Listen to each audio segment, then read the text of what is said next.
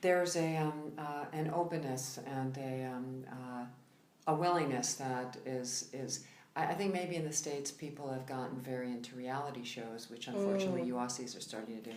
Yeah. And there's a lack of, and everybody is so connected to their computers and their texting that they're losing relationship out there.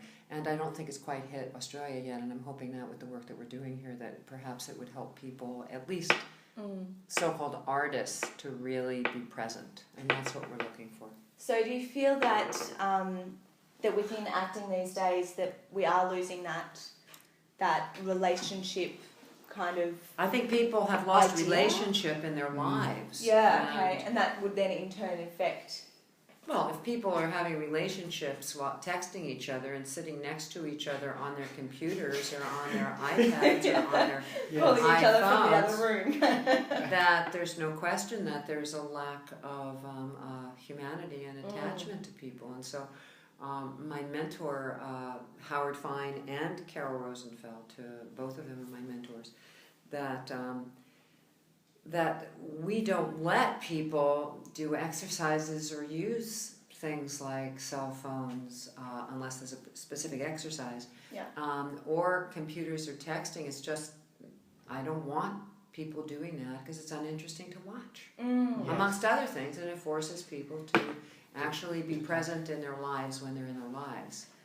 The amount of people you see walking down the street, and I'm guilty of it as well, not even looking where they're going, and texting. And sometimes when you make the call, if you will, pardon the pun, to put the phone away and just have a look at the trees and what's happening, and the world's alive and well, isn't it? I'm party to that too, but it's been a wonderful experience to not have too many people to call. So I actually had the extraordinary time periods where I'm actually walking and looking and not trying to reach someone. And Skype is different from the phone. I must admit, but I wouldn't want to see Skype on stage. No. No. True. Yeah. You mentioned Carol, your mentor. Yeah. What would be something that strikes you as one of the most empowering things she may have shared with you? Is there one thing that stands out that you think of when you think of your experience with Carol? When I first started working with Carol, I didn't understand the concept that who I was enough as an artist or as an actor. I was always pushing, always trying to be somebody I wasn't in my life, as well as in the work I was doing. And when I had my first breakthrough, which was that I had been acting since I was a kid, really, and acting professionally from the time I was 16, that when I was 22 or 23 with Carol, and she kept stopping me, and she kept saying, no, you're pushing, no, and finally when I actually just went, ugh, and everybody in the class gasped, and I looked at her and she said, what's wrong? And I said, it was horrible, I felt like I wasn't doing anything. And she said, that's right. And we just had exactly that experience in class this afternoon with our full-time people, that one of the actors said, well, now should I start thinking about what I'm feeling, because I felt like I was just myself. And I said, guess what, Nick? Exactly right. Being yourself in the given circumstances is what makes you a unique individual in film, TV, stage, and frankly in life, because we're taught to stop being ourselves. We're taught be somebody else, look like somebody else, smell like somebody else, and then you come to our school anyway, and you're told to embrace who you are, because you're going to be the 1 out of 10 people who go into a room in an audition, and you're actually present to yourself. And the casting people know there's something different. They're in the presence of a full-blooded, living human being, not an actor who's trying to push and give the casting people what they think they want. Yeah. Yes. So how would you let your students know how would they deal with nerves? So if they're bringing themselves when they're about say that again? to deal with nerves and being nervous when they're about Howard put something really great in his book about the Diamond Dallas Page, who was WW wrestler, a big wrestler, and he teaches a wonderful course. It's an exercise course called YRG, and Howard and I both have done it. That Diamond Dallas, and he's an actor also now, that Howard and I have both coached, that nerves are really about being excited. It's about, it's just really about being alive and vibrant. So my nerves are a manifestation of my joy, of my excitement. And so I will just remind actors to breathe. And that's actually what Diamond Dallas Page says in the book, that the difference between excitement and nerves is breathing. Yeah. So if I breathe and understand that this I'm excited because this matters to me. And if an actor isn't nervous, my guess is they don't really care. Can I interject with Yeah, you? no, actually, you just, go. Okay. When you were mentioning in your younger 20s, when you were working with Carol for the first time, it prompted something I had been meaning to ask you. So what's your question? My question is, with those bad habits, how did you go about tackling those? Was that a real challenge for you? Did they dissipate quickly? Has that been a lifelong thing for you to drop those habits? Well, I would say number one that I was very lucky because I was a pushy little New York Jew girl who I was lucky enough to have enough talent that in spite of my trying to control my work, that something else came through, that people were able to see what was there, which was that there was something, a gift, a drive, a passion, which I just think is one of the major things about a successful artist, is that I had a passion. I had to act, I had to sing, I had to tell a story.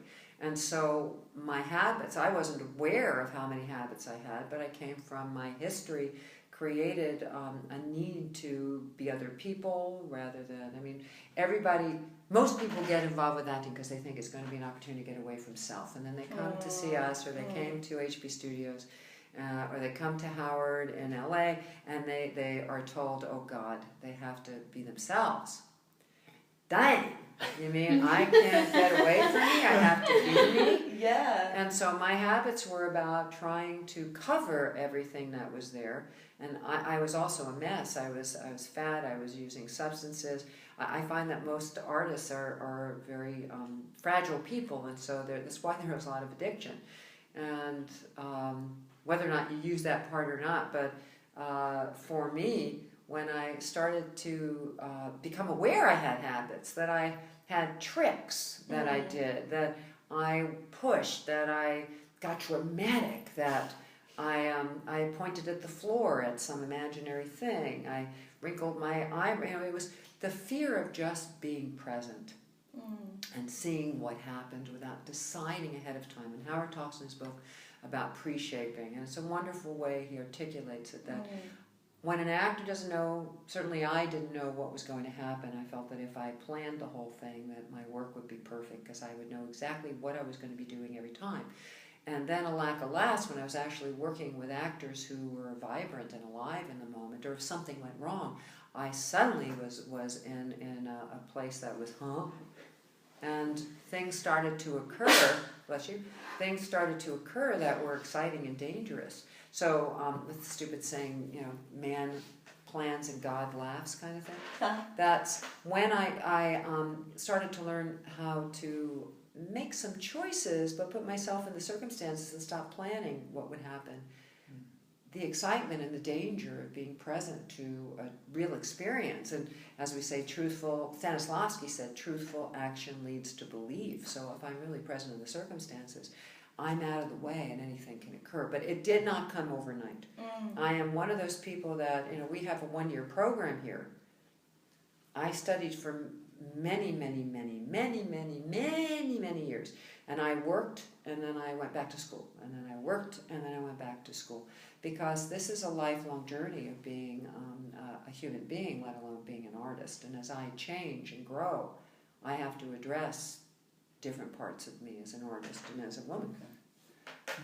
And you mentioned circumstances there, and one of the things I've noticed in class is your ability to communicate with the actors and ask specific questions that enable them to connect almost instantly to the circumstances, and if not instantly, a few questions after from a different direction, they're unable to connect. Is that something that you as a teacher has developed you to be able to do that, or you as an actress? I think it's everything. I mean, Michael Myers has a character, Mr. Non-Specific, I think it's called. I was born somewhere, and I married someone, and I live somewhere, and I have some job, and I drive some kind of car. And that's not how, we live our lives knowing exactly where we're coming from and what we just did and where we're going later, which is why Hagen created a set of exercises that give the actor the opportunity to explore themselves and realize how utterly interesting we are in the middle of our given day. So when an actor is acting general information, I think I work here, and maybe it's 7 o'clock or 8. Everything we do in our lives impacts how we are in our lives, from what I wake up in the morning, what I'm doing that day, how I slept, what my plans are, how my head feels, what I'm wearing. And so as a character, I sound very New York today, as a character, I have to know all that, because otherwise Laura's going to come in the picture. So I need to know, who am I? Using myself in these circumstances, I still need to know, okay, where was I born and raised? Where do I work? What do I eat? And I use what I can that's going to work with the character. But if I'm playing someone who's from, I grew up, born and raised, hard to believe, in New York City. So if I'm playing a character who comes from a farm in the Midwest, I need to explore other parts of myself that can understand and identify what it would be like. And I certainly have been in farms, lived near farms in the Midwest, have a lot of friends from the Midwest. So I need to do the research that I'm going to be able to put myself and my life together with creating this other part of me to make it a full-blown character that's still coming through myself. And I think that's probably the key. What Hagen says and what we're trying to teach is that it's about finding yourself in the role, not losing yourself. That there is a marriage between who I am, and we as humanoids have had every experience in life. We have every emotion. We understand if we really look. It's about the looking. Yeah. And so, like that. Mm. Yeah. Lovely. Good answer.